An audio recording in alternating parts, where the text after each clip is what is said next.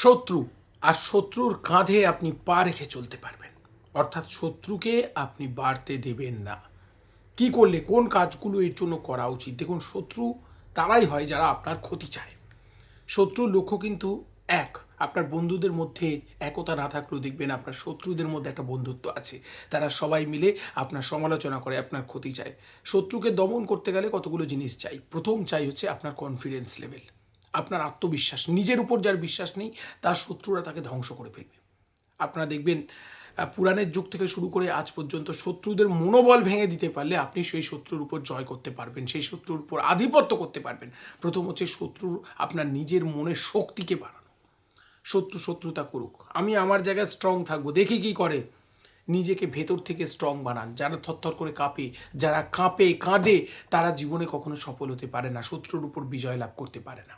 দ্বিতীয় হচ্ছে শত্রুতা করছে, আপনি উত্তেজিত হচ্ছেন, এই উত্তেজনায় সমস্ত কিছু লণ্ডভণ্ড হয়ে যাবে না। অতিরিক্ত উত্তেজনা কখনো ভালো নয়।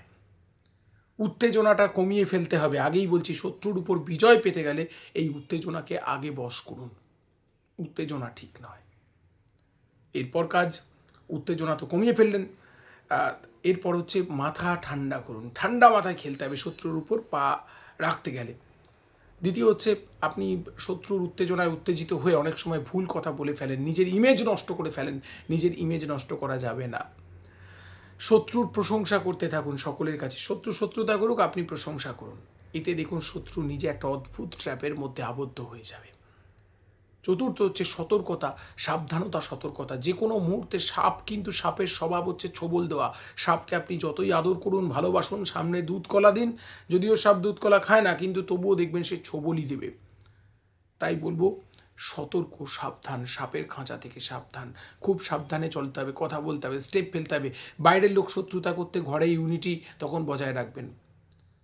পরিবারের বাইরের কোনো সদস্য যদি শত্রুতা করে, পরিবারের বাইরের কেউ, পাড়া প্রতিবেশী কেউ আপনার সঙ্গে সমস্যা তৈরি করছে, পরিবারের মধ্যে সেই সময় কোনো ঝগড়া রাখবেন না।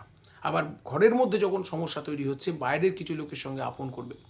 এইরকম একটা ছক মেনটেন করে চলবেন। আর যখন শত্রু বাড়ছে, একটাই সহজ উপায়, বন্ধু বাড়ান। শত্রু বাড়ার পেছনে কিছু কারণ থাকে, আমাদের কিছু ভুল থাকতে পারে। আমরা আত্মসংশোধনে তৎপর না হয়ে লোকের দিকে দৌড়লে হবে না, কিন্তু আমার নিজের কী দোষ আছে দেখব, সে কেন শত্রুতা করছে এটা একবার অনুধ্যান করব। আর হিংসা ঈর্ষা আজকের জগতে শত্রুতার মূল কারণ, কম্প্যারিজন। তো তাকে বাদ দিয়ে নিজের জীবনকে গুছিয়ে নিয়ে আমার সামনের দিকে এগিয়ে চলা হবে। আর একবারের জন্য ভেঙে পড়বো না। শত্রু আপনার কোনো ক্ষতি করতে পারবে না, শত্রু আপনার পদানত হয়ে যাবে। আপনার মনের জোর যদি ঠিক থাকে, আপনি যদি সঠিক পথে চলেন, শত্রু আপনার পদানত হতে বাধ্য।